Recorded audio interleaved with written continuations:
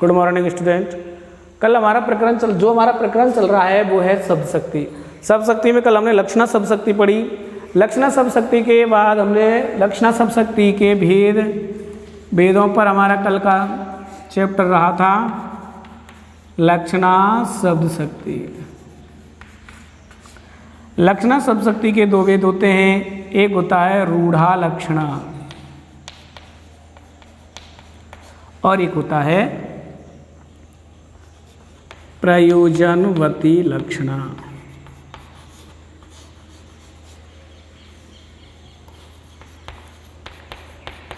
ये होता है। अब कल शब्द शक्ति में हमने आपको कल हमने शब्द शक्ति में पढ़ा, क्या पढ़ा है? लक्षणा शब्द शक्ति की परिभाषा पढ़ी। लक्षणा शब्द शक्ति की परिभाषा पढ़ने के बाद लक्षणा के लक्षणा के भेद होते हैं रूढ़ा लक्षणा और प्रयोजनवती लक्षणा। मैंने आपको बताया था कि अर्थ के आधार पर शब्द कितने प्रकार के होते हैं। अर्थ के आधार पर शब्द 3 प्रकार के होते हैं, वाचक, लक्षक और व्यंजक। वाचक, लक्षक, व्यंजक होते हैं, ये चलता है लक्षक। और लक्षक से जो अर्थ निकलता है वो क्या कहलाता है? लक्षार्थ। और लक्षार्थ से जो शब्द निकलेगा लक्षक से जो अर्थ निकलेगा वो क्या कहलाएगा? लक्षार्थ कहलाएगा। और लक्षार्थ से जो क्या निकलेगा वो होगी लक्षणा शब्द शक्ति। क्या होगी? लक्षणा शब्द शक्ति होगी।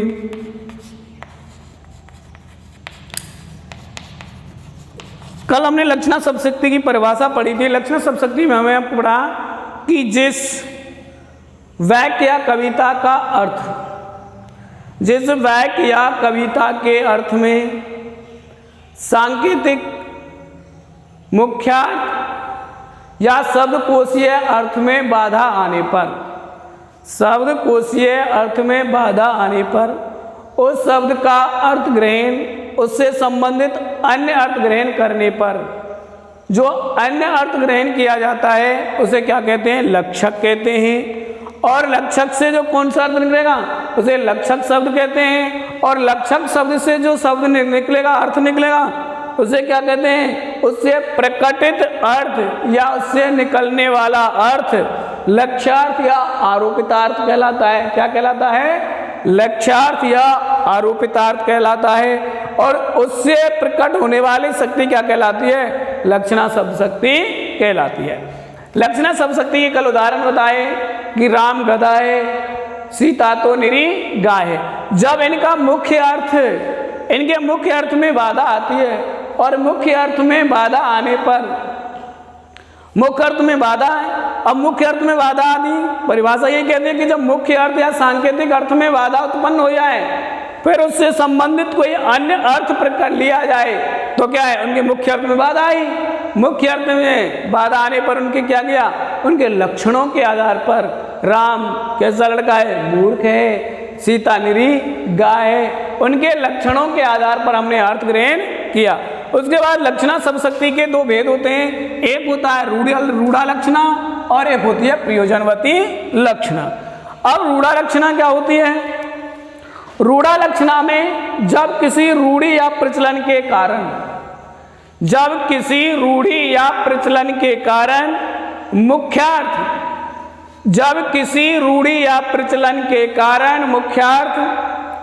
को छोड़कर अन्य अर्थ ग्रहण किया जाता है। जब किसी रूढ़ी के कारण, रूढ़ी या प्रचलन के कारण मुख्य अर्थ में बाधा उत्पन्न होने पर कोई अन्य अर्थ ग्रहण किया जाता है, उसे रूढ़ा लक्षणा कहते हैं।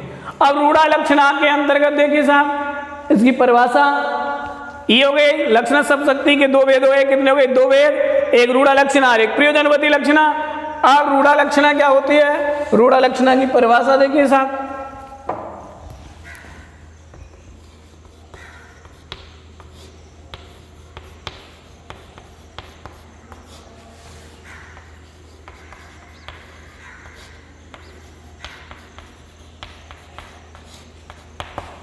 रूढ़ा लक्षणा की परिभाषा क्या है? जब किसी रूढ़ी या प्रचलन के कारण, जब किसी रूढ़ि या जब किसी रूढ़ि या प्रचलन के कारण जब किसी रूढ़ि या प्रचलन के कारण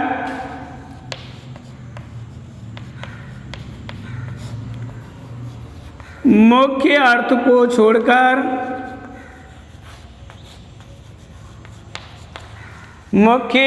को छोड़कर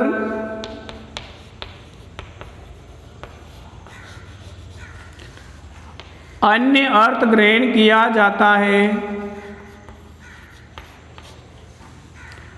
अन्य अर्थ ग्रहण किया जाता है,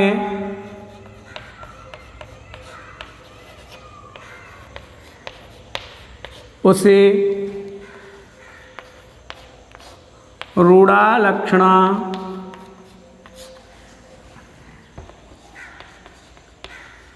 शब्द शक्ति कहते हैं।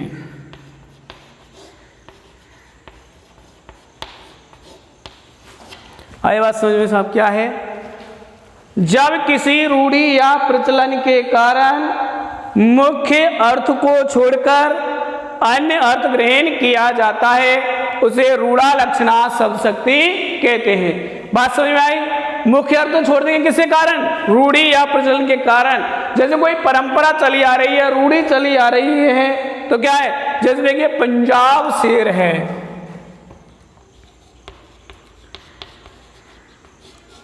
पंजाब शेर है, राजस्थान वीर है। दो उदाहरण आपके सामने रूढ़ि लक्षणा का। परिभाषा आपके सामने लिखी, जब किसी रूढ़ि या प्रचलन के कारण मुख्यार्थ को छोड़कर या मुख्य अर्थ को छोड़कर, मुख्यार्थ कह लो या मुख्य अर्थ को छोड़कर के जब अन्य अर्थ ग्रहण किया जाता है, तो वहां कौन सी होगी? वहां रूढ़ालक्षणा शब्द शक्ति होती है। दो उदाहरण आपके सामने हैं, पंजाब शेर है, राजस्थान वीर है। अब देखिए साहब, पंजाब शेर है तो पंजाब शेर का मतलब है कि पंजाब तो एक राज्य है, राज्य का नाम है, निर्जीव है। पंजाब शेर कैसे हो सकता है? रूढ़ालक्षणा का समझने का ही बात है कि पंजाब शेर है। पंजाब तो एक स्टेट का नाम है, एक राज्य का नाम है, और वो शेर कैसे उगता है? तो यहाँ उसको मुख्य अर्थ को छोड़ करके क्या अर्थ ग्रहण करेंगे? अन्य अर्थ ग्रहण किया जाता है। अन्य अर्थ ग्रहण करेंगे, कौन सा ग्रहण करेंगे? पंजाब शेर है तो पंजाब के रहने वाले लोग कैसे हैं? साहसी हैं, शेर साहसी हैं। यहाँ पंजाब के निवासियों से मतलब है। उसी प्रकार राजस्थान वीर है, राजस्थान वीर है तो राजस्थान वीर का मतलब क्या होगा? राजस्थान वीर का मतलब होगा कि राजस्थान वीर नहीं है, क्योंकि राजस्थान में एक क्या है? एक राजस्थान क्या है? राजस्थान एक स्टेट है, और राजस्थान एक स्टेट है तो राजस्थान का शेर नहीं हो सकता, राजस्थान वीर नहीं हो सकता। तो कारण जो राजस्थान के लोग थे पहले, यहाँ राजस्थान को वीर प्रशूनी भूमि कहा जाता है, अर्थात राजस्थान को वीरता की भूमि कहा जाता है। इसलिए राजस्थान के जो रहने वाले लोग हैं, हमारे जो राज्य के निवासी हैं, वो कैसे हैं? वीर हैं, अर्थात वीरता का व्रत धारण करने वाले थे। इसलिए यहाँ राजस्थान वीर ने होकर के कौन है? राजस्थान के रहने वाले लोग वीर हैं। या पंजाब शेर है, पंजाब शेर नहीं है, पंजाब के रहने वाले जो लोग हैं वो क्या हैं? साहसी हैं। आई बात समझ में? परिभाषा के अनुसार भी देखिए, जब किसी रूढ़ि या प्रचलन के, अर्थात ऐसे रूढ़ि रहा है, ऐसा प्रचलन रहा है, ऐसी परंपरा रही है। कैसी परंपरा रही है? कि राजस्थान जो पंजाब के लोग थे वे साहसी थे, इसलिए यहाँ पंजाब को शेर कहा है। राजस्थान वीर है, राजस्थान के हमने वीरता महाराणा प्रताप, रामजोध, अकबर, जोधा और कुंभा, कई ऐसे वीर पैदा हुए जिनको राजस्थान के वीर है, अर्थात राजस्थान वीर नहीं है, राजस्थान के रहने वाले लोग क्या हैं? वीर हैं। उसी प्रकार इंग्लैंड की पारी से हार हुई, या न लिख दीजिए, इंग्लैंड पारी से हार गया। अगला उदाहरण देखिए,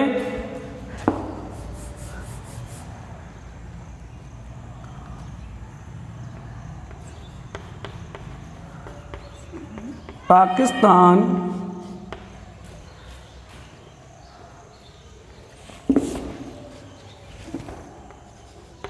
इंग्लैंड पारी से हार गया। वाक्य क्या है? इंग्लैंड पारी से हार गया। तो यहाँ कहने का मतलब है वही रूढ़ी परंपरा चल रही है, क्योंकि इंग्लैंड पारी से हार गया। इंग्लैंड कोई पारी से हारा नहीं, इंग्लैंड कोई खेल नहीं खेला। लेकिन यहाँ मुख्य अर्थ को छोड़कर के अन्य अर्थ करेंगे। जो इंग्लैंड की क्रिकेट टीम थी वो पारी के अंतर से मैच हार गई। अर्थात इसी का मतलब है कि जब रूढ़ी और परंपरा के आधार पर, रूढ़ी या प्रचलन के आधार पर मुख्य अर्थ को छोड़ करके कोई अन्य अर्थ ग्रहण करते हैं, कोई अन्य अर्थ ग्रहण करते हैं, छोड़ करके अन्य अर्थ ग्रहण किया जाता है तो वहां रूढ़ालक्षणा होती है। जैसे मैंने 3 उदाहरण लिखे। पंजाब शेर है, पंजाब शेर का मतलब पंजाब शेर नहीं है, क्योंकि राजस्थान वो तो निर्जीव है, एक स्टेट का नाम है। तो वहां के रहने वाले जो पंजाब के लोग हैं वो कैसे हैं? साहसी हैं, साहसी हैं, इसलिए इसका नाम है पंजाब शेर कहा। राजस्थान वीर है, राजस्थान के बारे में ऐसी परंपरा रही है कि यहाँ पर वीर पृष्ठभूमि भूमि कहा जाता है राजस्थान को। राजस्थान की भूमि वीरों को उत्पन्न करने वाली है। जब राजस्थान की भूमि वीरों को उत्पन्न करने वाली है तो राजस्थान को वीर कहा है। इंग्लैंड पारी से हार गया, तो इंग्लैंड नहीं हारा है, इंग्लैंड की क्रिकेट टीम हारी है। क्योंकि मुख्य अर्थ तो क्या है? मुख्य अर्थ तो देश पर आएगा, मुख्य अर्थ लेंगे तो इंग्लैंड। लेकिन मुख्य अर्थ को छोड़ करके जब अन्य अर्थ ग्रहण करेंगे तो क्या होगा? इंग्लैंड पारी से हार गया, अर्थात इंग्लैंड नहीं, इंग्लैंड की क्रिकेट टीम किसमें हार गई? इंग्लैंड की क्रिकेट टीम किससे? वो पारी से मैच हार गई। अगला उदाहरण देखिए साहब।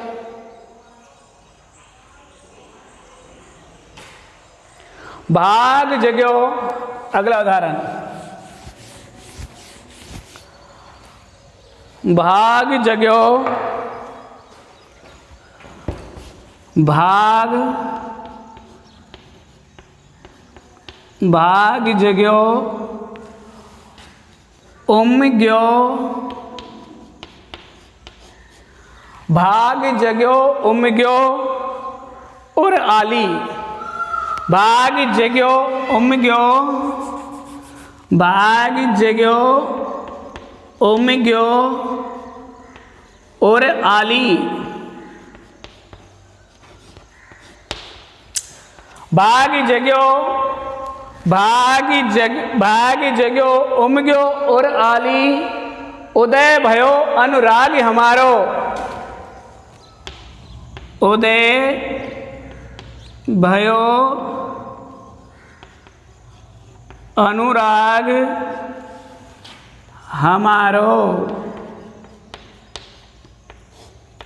ये एक है भाग जगह। कोई सखी अपनी सखी को कहती है, कोई सखी अपनी सखी से कह रही है कि भाग जगह होंगे, और अर्थात हमारा भाग जा करके हमारा हृदय, हे सखी हमारा हृदय प्रसन्न होने लगा। उदय भयो अनुराग हमारो, क्या आया? उदय भयो है, उदय भयो है, उदय भयो है अनुराग हमारा, अर्थात हमारा प्रेम था वो जागृत उमगने लगा। तो यहाँ पर है जो रूढ़ा लक्षणा है वो कहाँ है? अनुराग में है। कहाँ पर है? अनुराग में है। यह रूढ़ा लक्षणा सब शक्ति होती है। आई बात समझ में? अब रूढ़ा लक्षणा सब शक्ति के अंतर्गत रूढ़ा लक्षणा सब शक्ति होती है। रूढ़ा लक्षणा सब शक्ति के अंतर कुछ बातें ध्यान रखने की होती हैं। हंसा थे सो उड़ गए, पहला उदाहरण देखिए, और उदाहरण देखिए इसका, ये पद्य के उदाहरण है। हंसा थे सो उड़ गए, उड़ी गए, हंसा थे सो उड़ गए, अब कागा भये दीवान।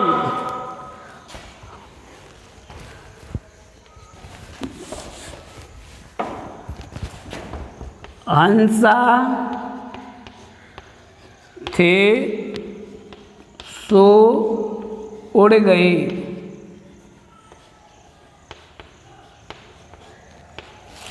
अब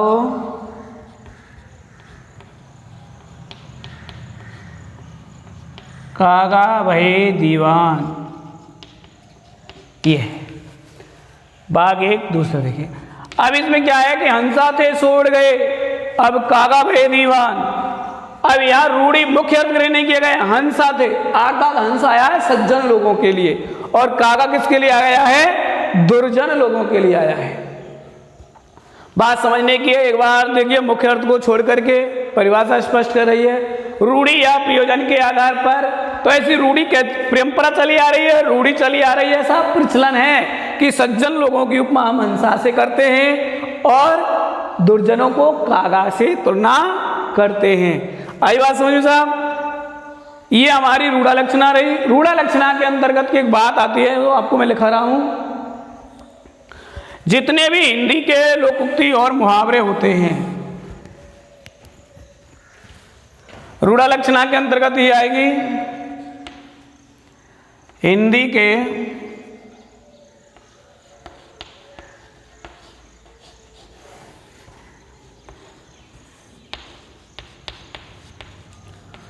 लोकोक्ति और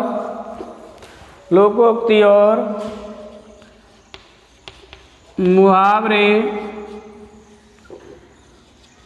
रूढ़ा लक्षणा शब्द शक्ति के अंतर्गत आते हैं। रूढ़ा लक्षणा शब्द शक्ति के अंतर्गत आते हैं। आई बात समझ में? अब देखिए साहब,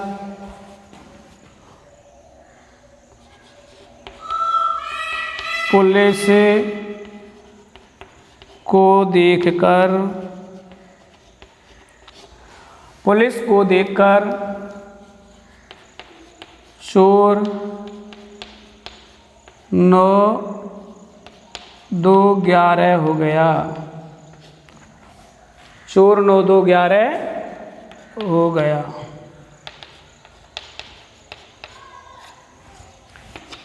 ये रूढ़ा लक्षणा हुई। रूढ़ा लक्षणा को मैं एक बार फिर बता रहा हूं।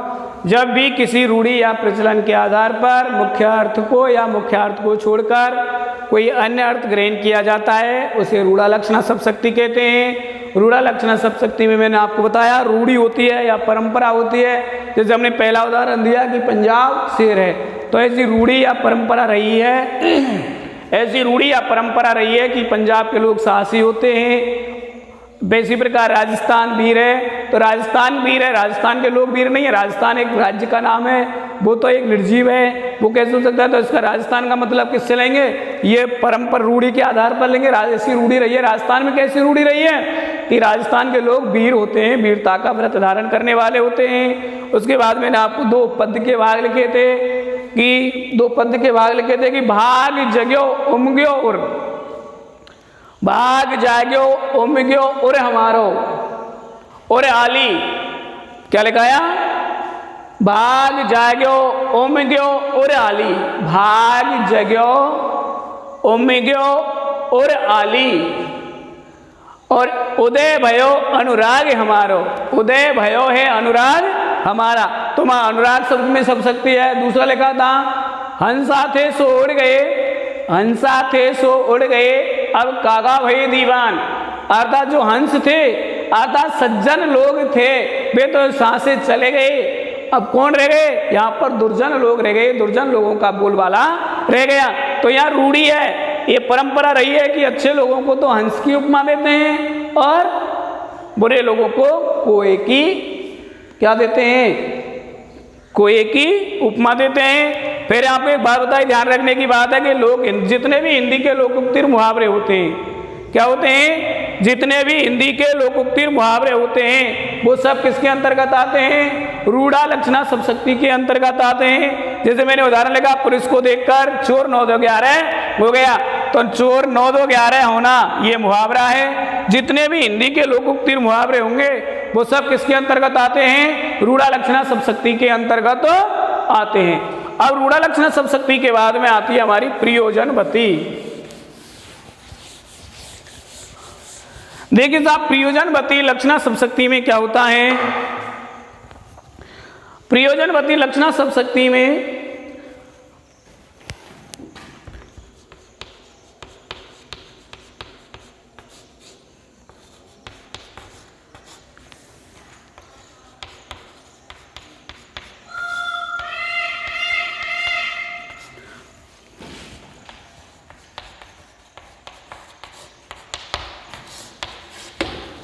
प्रयोजनवती लक्षणा शब्दशक्ति के अंतर्गत होती है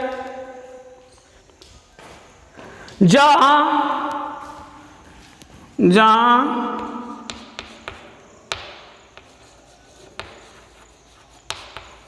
मुख्यार्थ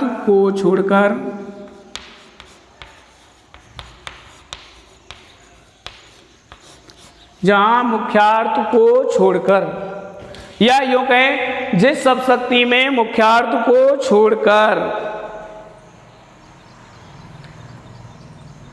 या मुख्यार्थ में बाधा उत्पन्न होने पर, या यूं कहें जहां मुख्यार्थ को छोड़कर, या यूं भी लिख सकते हैं छोड़कर, या मुख्यार्थ में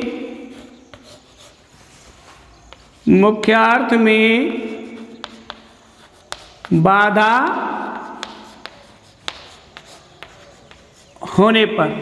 परिभाषा क्या हुई? परिभाषा क्या है? जहां मुख्यार्थ को छोड़कर या मुख्यार्थ में बाधा होने पर मुख्यार्थ से संबंधित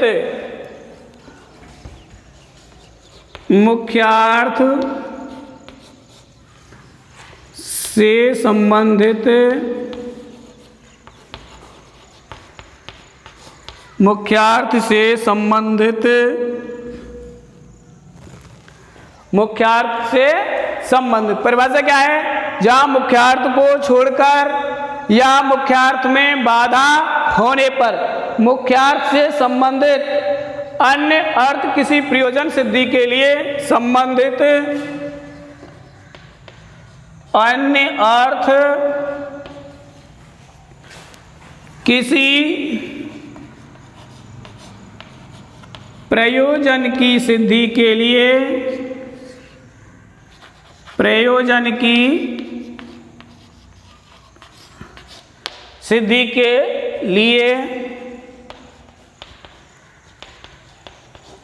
एक बार फिर देखिए साहब क्या परिभाषा। जहां मुख्यार्थ को छोड़कर या मुख्यार्थ में बाधा होने पर मुख्यार्थ से संबंधित अन्य अर्थ किसी प्रयोजन की सिद्धि के लिए लिया जाता है, किसी प्रयोजन की सिद्धि के लिए लिया जाता है, उसे प्रयोजनवती लक्षणा कहते हैं। उसे प्रयोजनवती लक्षणा कहते हैं। ये सब प्रयोजनवती लक्षणा की परिभाषा। क्या परिभाषा है? जहां मुख्यार्थ को छोड़कर या मुख्यार्थ में बाधा होने पर मुख्यार्थ से संबंधित अनर्थ किसी प्रयोजन सिद्धि के लिए किया जाता है, वह प्रयोजनवती लक्षणा होती है। जैसे साधु गंगा पर रहता है, साधु गंगा पर रहता है, तो इसका मतलब ये नहीं कि साधु गंगा पर रहता है तो इसका अर्थ है कि साधु का जो आश्रम है, जो साधु रहता है वो कहाँ रहता है? गंगा पर नहीं रहता है, अर्थात गंगा के किनारे पर रहता है। इस प्रयोजन से लिया गया है। किसके प्रयोजन से लिया गया है? कि वह किसके लिए लिया गया है? उसके प्रयोजन के लिए गया कि साधु कहाँ रहता है? साधु गंगा पर रहता है, अर्थात साधु गंगा के किनारे पर रहता है। भाले प्रवेश कर रहे हैं। दूसरा उदाहरण देखिए, भाले प्रवेश कर रहे हैं। तो यहां भाले प्रवेश का मतलब ये नहीं कि भाले प्रवेश हो रहे हैं, इस प्रयोजन लिया गया है। किस प्रयोजन से लिया गया है? ये प्रयोजन से लिया गया है कि भाले जो युद्ध में जो भाले जिन्होंने धारण कर रखे हैं वो सैनिक युद्ध में प्रवेश कर रहे हैं। वह स्त्री तो गंगा है, अन्य उदाहरण है, अर्थात वह स्त्री गंगा नदी नहीं है, वह स्त्री गंगा के समान पवित्र, अर्थात उसका प्रयोजन क्या है? उसका प्रयोजन है कि उस स्त्री का क्या है? पवित्रता से गंगा का प्रवेश है। वह स्त्री गंगा, इसका मतलब है वह स्त्री का जो वो पवित्र है वो कैसी है? पवित्रता गंगा के समान है। ये हमारी प्रयोजनवती लक्षणा हुई।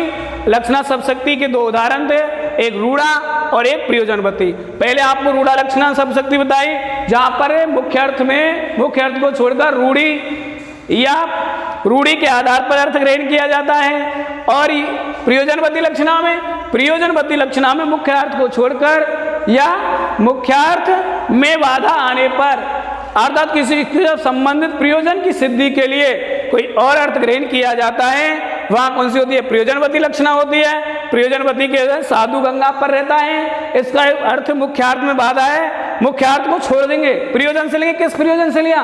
कि साधु गंगा के किनारे पर रहता है। उसी प्रकार दूसरा उदाहरण है, भाले प्रवेश कर रहे हैं, तो इसका मतलब ये नहीं है कि भाले प्रवेश कर रहे हैं, अर्थात भाले न जिन सैनिकों ने भाले धारण कर रखे हैं वो क्या है? वो भालेधारी सैनिक प्रवेश युद्ध में आ रहे हैं। गंगा जैसे वो है, स्त्री गंगा है, तो इसका मतलब ये नहीं है गंगा अर्थात उसकी जो स्त्री की पवित्रता है वो किसके समान है?